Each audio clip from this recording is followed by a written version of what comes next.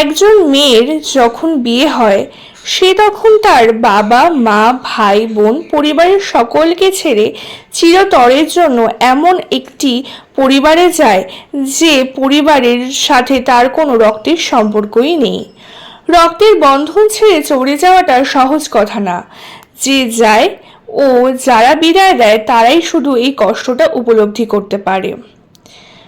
মেয়ের বিদায়ের সময় মা ও বাবার উচ্চস্বরে কান্না যে কোনো মৃত ব্যক্তির জন্য কান্নাকেও হার মানায়। অনুষ্ঠান নিয়ে ব্যস্ত থাকা বাবা হয়তো মুখে হাসি ধরে রাখেন সারাদিন, কিন্তু দিন শেষে তিনি যখন একটু একা হয়ে যান তার চোখ দিয়ে জল এমনি গড়িয়ে পড়ে তার ছোট্ট মেয়েটার জন্য। দিদি, তাড়াতাড়ি বিয়েটা কর, তোর বিয়েতে অনেক সাজবো বলে যে ছোট বোনটা এতদিন ঘ্যান ঘ্যান করতো, সেও তখন মনে মনে বলে, দিদি কেন তুই আর কিছুদিন আমাদের মধ্যে থাকলি না?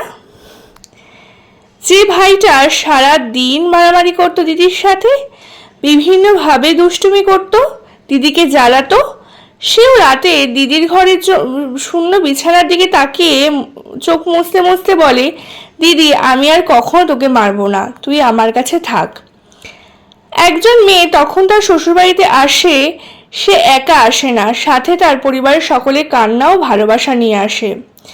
যে মেয়ে তার আপনজনকে ছেড়ে আসার মতো এত বড় ত্যাগ স্বীকার করতে পারে, সে রাজা না হলেও সেই মেয়ে রানীর মতো করে সারা জীবন একজন পুরুষের রাখা উচিত।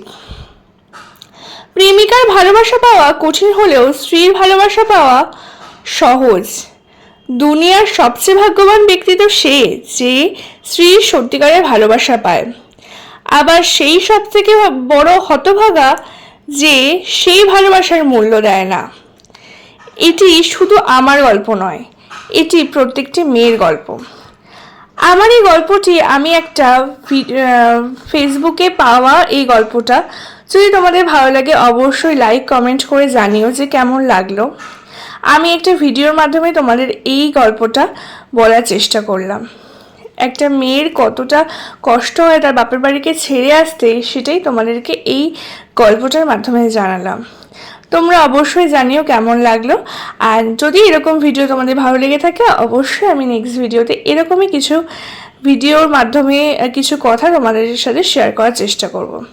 দেখা হচ্ছে নেক্সট কোনো ভিডিওতে। তো ধরুন ভালো থেকো, সুস্থ থেকো, আর অবশ্যই সবাই ভালোবেসে থেকো। টাটা।